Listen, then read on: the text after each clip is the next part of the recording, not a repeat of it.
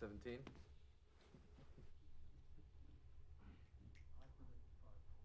What? I predict. You said what time? 5:20. 20? Yeah, I can say that. That sounds right. What are our bets on passage? 1 a.m.? So everybody went for 3 a.m. You best back on that.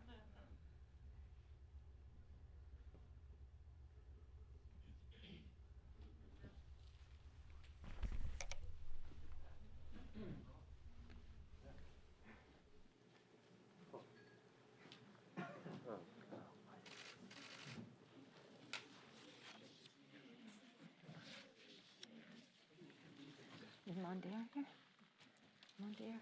I don't see Mondaire. Is Mondaire here? I don't see Mondaire. Good evening, everyone.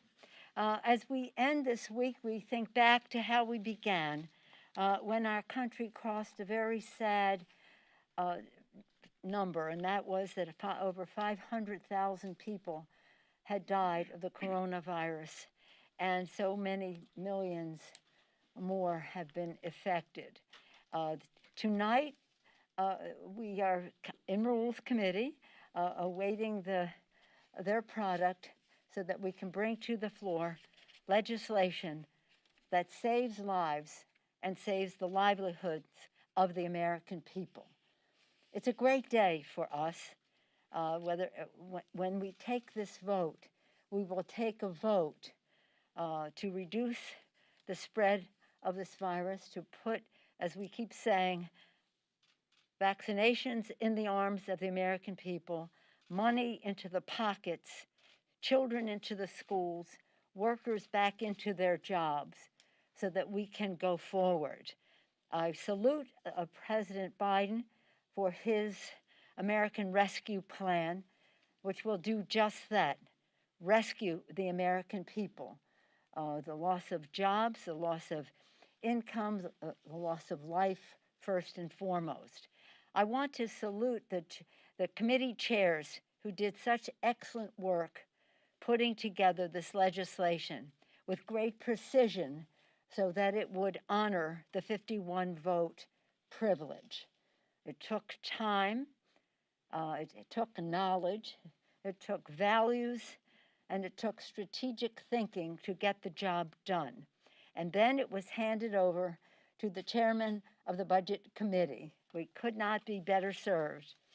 A budget should be a statement of our national values. What is important to us as a nation should be reflected in the priorities that we have in our budget. And indeed, that is how Chairman Yarmouth has always, that is the narrative of his leadership as chair of the Budget Committee. It is my honor to now yield to him so that he can give us a report as to where we are on this very, very important reconciliation bill, a budget which is a statement of our values to save the lives and livelihood of the American people. Mr. Yarmouth. Thank you, Madam Speaker.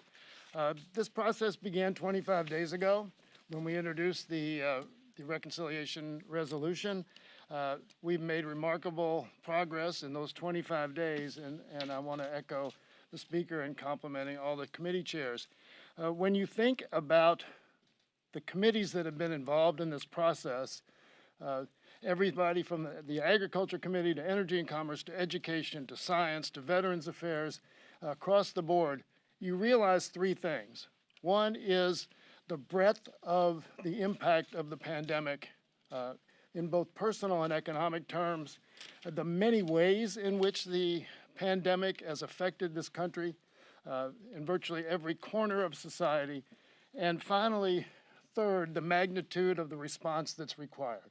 And I think that's what you see reflected in this legislation, an incredible piece of work that deals with the pandemic in all of its manifestations and in a way that will truly be effective in not only stopping the virus, stopping the pandemic, helping our citizens get through the economic challenges that they've had, and also then helping our state and local governments in rebuilding the economy, getting set to rebuild the economy. I think you also realize why this piece of legislation has such broad support. Just this week, a poll, 76% of the American people support the bill, 60% of Republicans. You see everyone from the chairman of the Fed to major business groups, 150 CEOs, to education groups, to labor groups. You can't name really one aspect of society that has not gotten behind this piece of legislation. So we believe that this is something that it meets the moment. This bill meets the moment, meets the challenge, and we think it's a great victory for the American people and will get us finally out of this terrible crisis that we've been facing.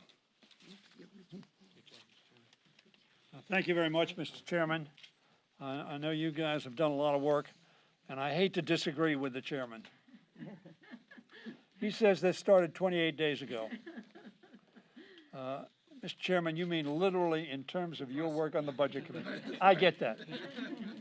But it's important for us to remember this started almost a year ago. And a year ago, we saw a crisis confronting the American people. Individually, children, families, grandmas, grandfathers, businesses, our economy generally. And so we have responded 5 successful times, 2 on our own that unfortunately died in the Senate, which if they had passed in the Senate, we may not have needed this bill. And 5 times we passed legislation to respond to this crisis overwhelmingly in a bipartisan fashion. And we will see shortly whether some are going to stay the course in responding to the crisis confronting our people and our economy. More than 500,000 of our fellow Americans have now died from this disease. Hard to contemplate anybody thinking that somebody would attack us and kill 500,000 of our people. But that's what COVID-19 has done. 10 million more Americans are out of work than at this point last year. Today's vote is a crucial step in our fight to defeat COVID-19 and build our economy back better. I hope we will see the Senate passed version return to the House for final action within the next 2 weeks. We need to pass this bill prior to March 14th so that some millions of people are not falling through the cracks.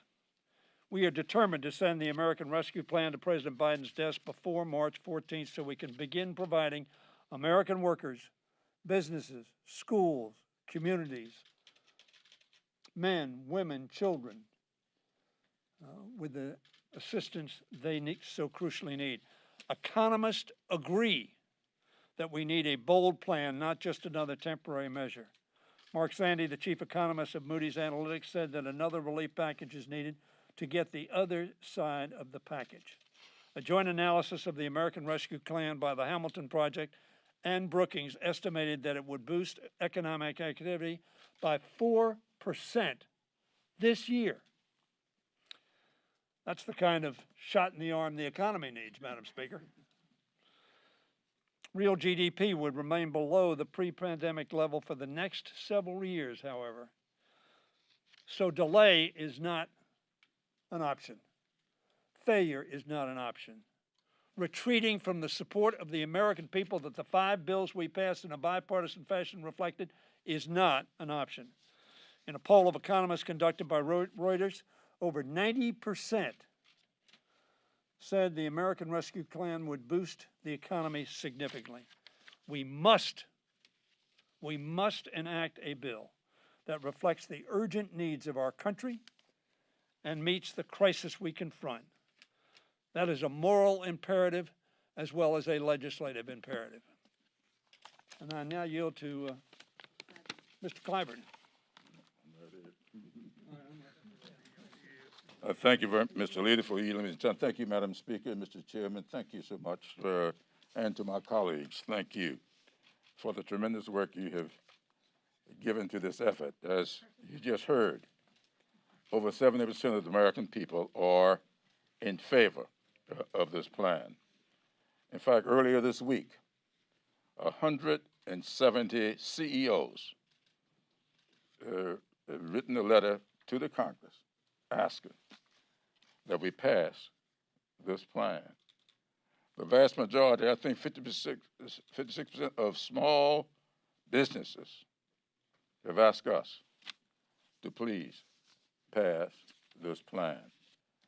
The American Rescue Plan builds a foundation for coordinated public-private partnerships and a compassionate response to the needs of families and communities for us to get beyond this pandemic. I feel certain that we're going to pass this bill tonight in a solid way, and I'm hopeful that the Senate will also respond to this with a solid response so that the American people can begin to feel better about themselves and their future. And with that, I think I'll yield back to you, Madam Speaker. I'll gladly entertain your questions, and the Speaker will answer them.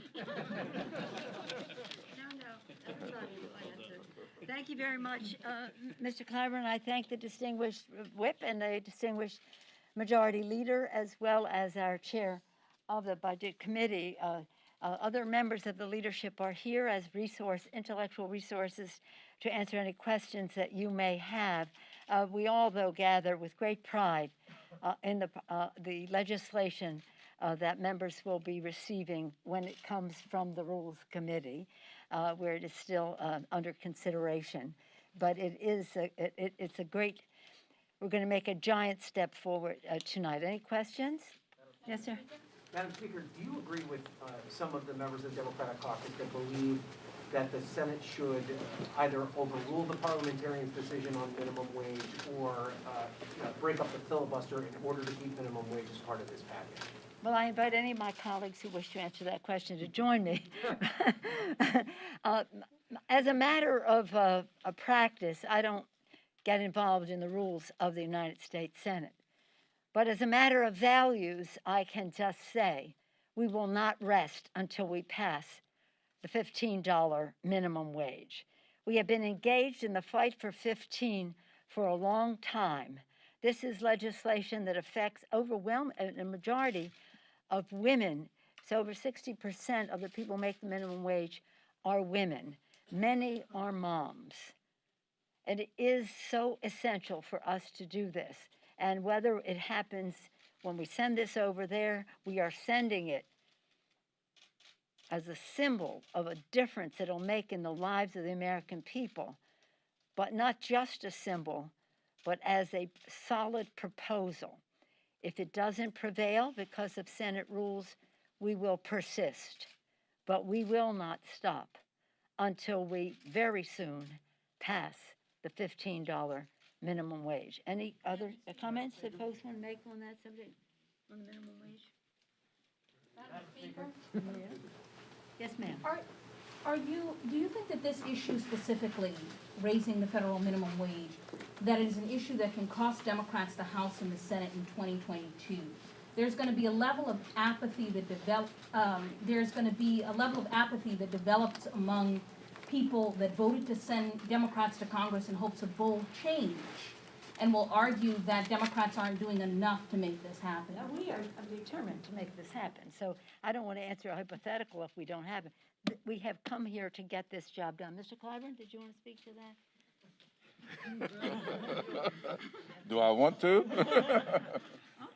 Okay. No, we are going to do this. I think that the Speaker is correct. That's why we're keeping it in our bill. If we were going to be political about it, I think we would all just take it out of the bill. No, we are doing this because we are responding to the American people. We are that body here in the Congress that's closest to the American people.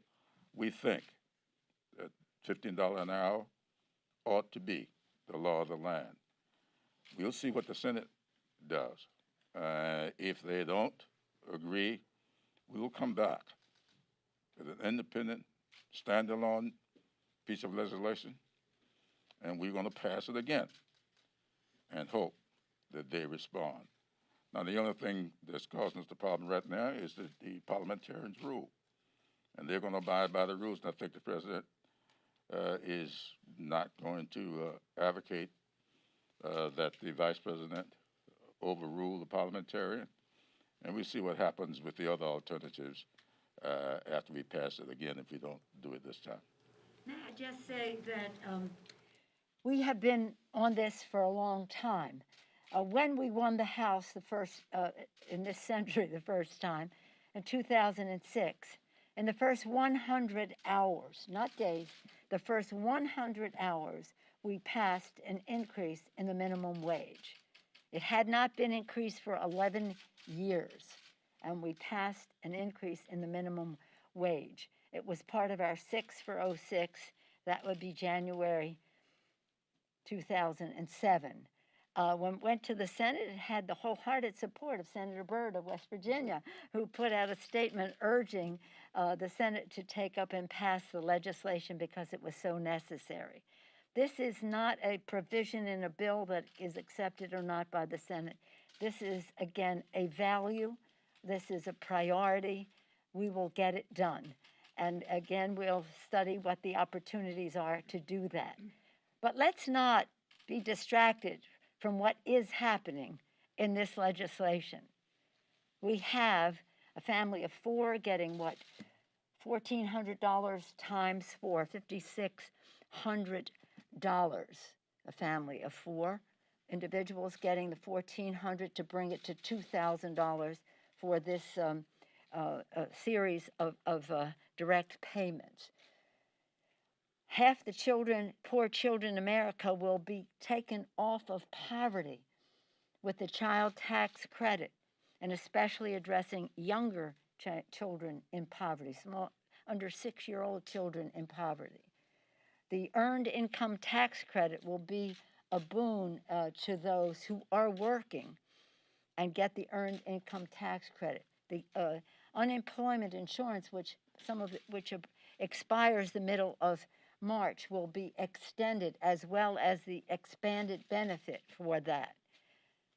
Not to mention, well, to mention the funding for schools so that our children can go back to school safely. The funding for the vaccine, its distribution, its production, distribution, and ministering it into the arms, that funding, tens of billions of dollars.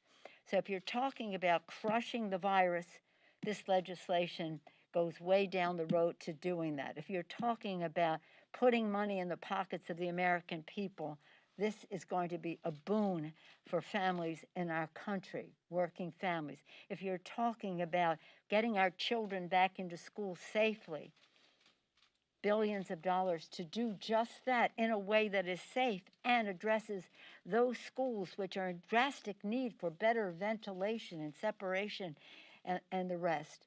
If you're talking about helping the food insecure, millions of food insecure children in America, their needs are addressed with the food security money that is in the benefit. And those who are insecure with housing and on the verge of eviction, the funding is there.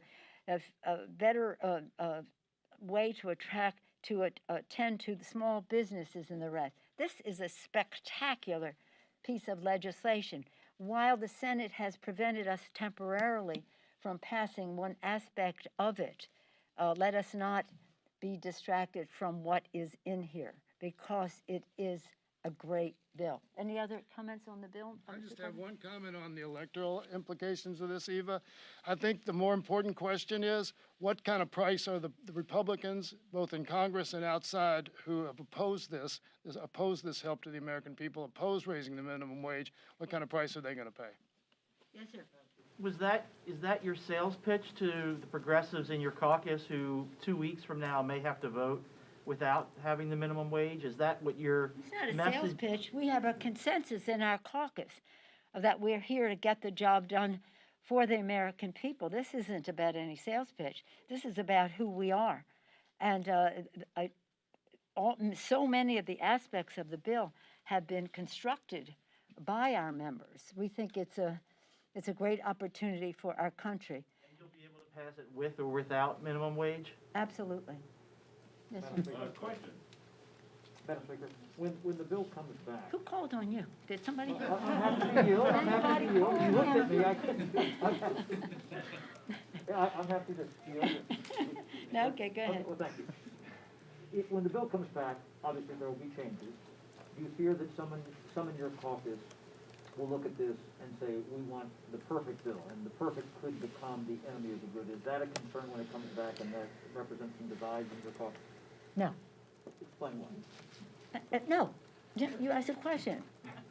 Everybody's I viewed it gonna as a be, yes or in no. line. There's not gonna No. be any- Does anybody think that there's any chance that we do not pass it? I mean, there is uniform support for this transformational legislation in the House Democratic Caucus. There is no fair to partly cloudy view of the American Rescue Plan.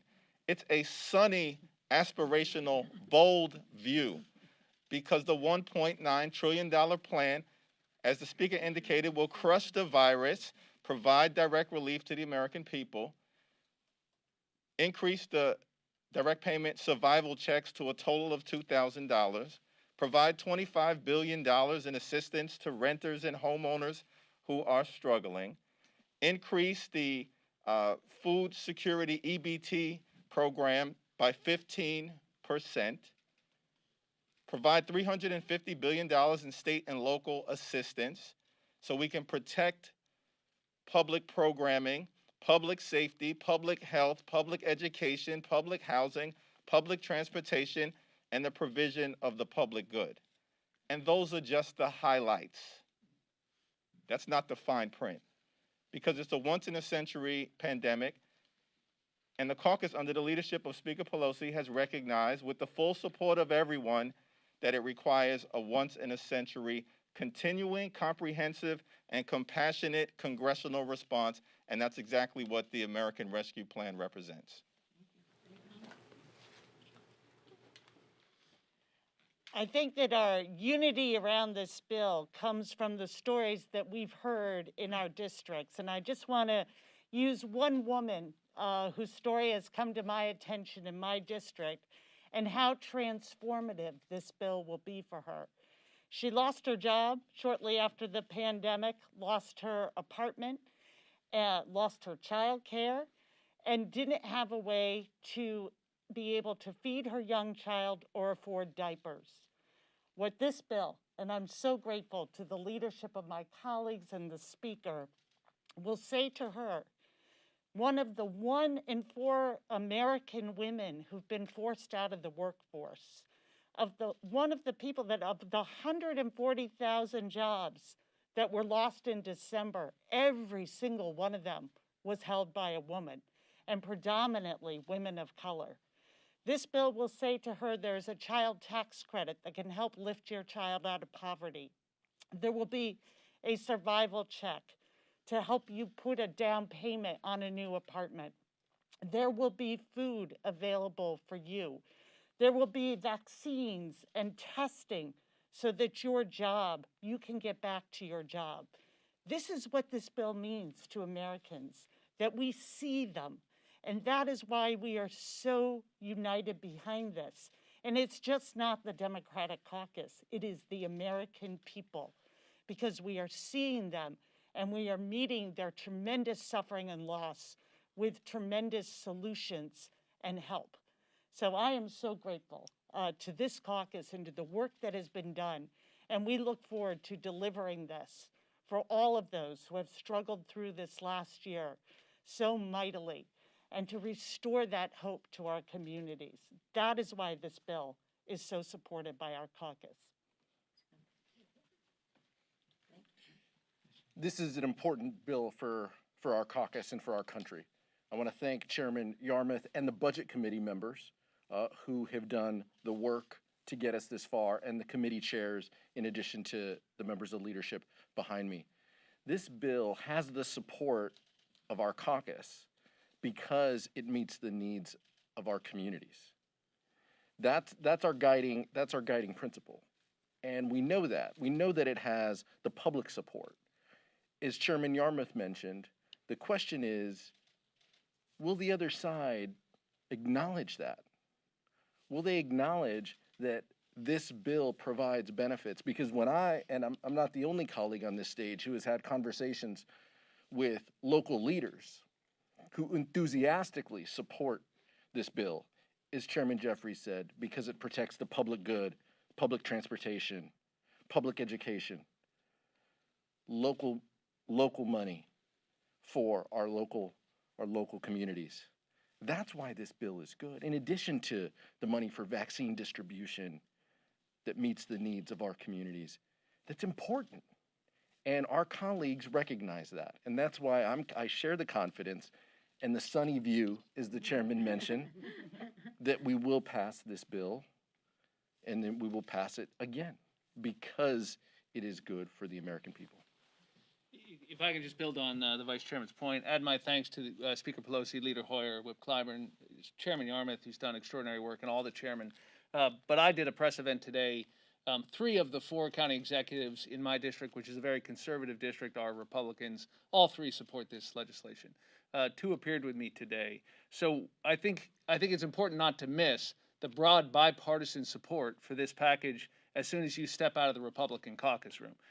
The fact of the matter is that county executives, town supervisors, people on the front lines who are responsible in many cases for administering the vaccine, for being the public health provider in America, they get it.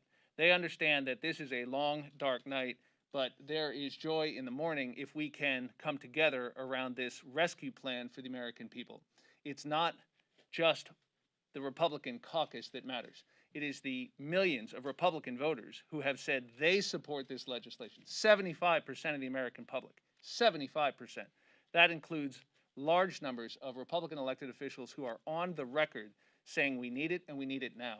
And so I would point not just to the unity of the Democratic caucus, but the broad bipartisan support for this package. It's a very strong piece of legislation. Thank you, Madam Speaker. Thank you. As I thank my members of the leadership for just that, their leadership in all of this and all that that entails, I also want to acknowledge, as I have, the chairman of the Budget Committee and the many other chairs who were part of constructing this proposal, this legislation. And I want to thank their staffs, because we have wanted to stay on schedule. And that has meant 24/7 on the part of the members, but especially on the part of the staff. So please convey the gratitude of the leadership to the staffs. Now, I also... Along with a lot of Kentucky bourbon. He's talking about Kentucky bourbon. You weren't giving that Big Daddy or Big Pappy or whatever his name is, was it?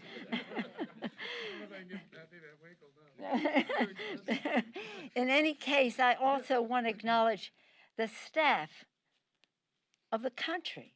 One of the big provisions of this bill is the support for our heroes, honoring our heroes. You've heard me say that many times. Honoring our heroes, putting money in the pockets of the American people, crushing the virus again, and putting our children safely in schools. But the schools can't function and all the other things can't happen unless we support our heroes, those who work at the state and local level, our healthcare workers, our transportation, sanitation, food workers, our first responders, police and fire, our teachers. And when we talk about the funding in the bill for education in light of COVID, well, that's one piece of it, but over 90% of the funding for education comes from state and local government. And that's why we have to have that support in the legislation as well, because of revenue lost, because of shutdowns, and because of costs from COVID that were unanticipated. And the healthcare workers, people talk about them as our heroes. How do we thank them? Well, we thank them by letting them keep their jobs. More than a million of local employees have lost their jobs because of the loss of revenue from the shutdowns.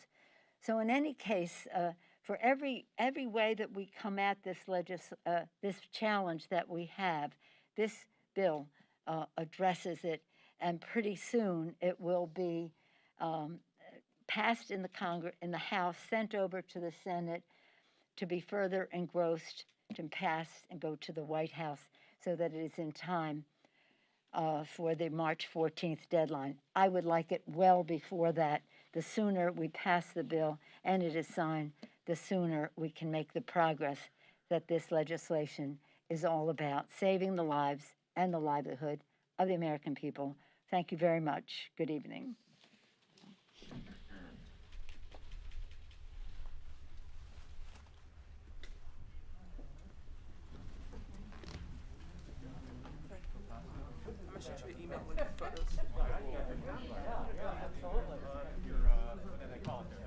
Yeah, absolutely. You have some President people in the morning?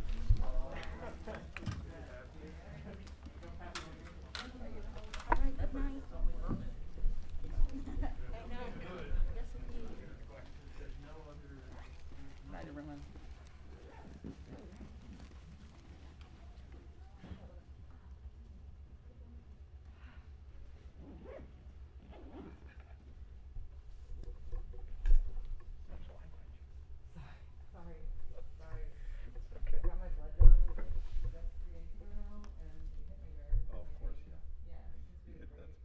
And it still hurts, like I still can't move my arm, and it's my dominant hand, so every time I. Hit like a bad, they hit a bad spot. Yeah, well, she hit it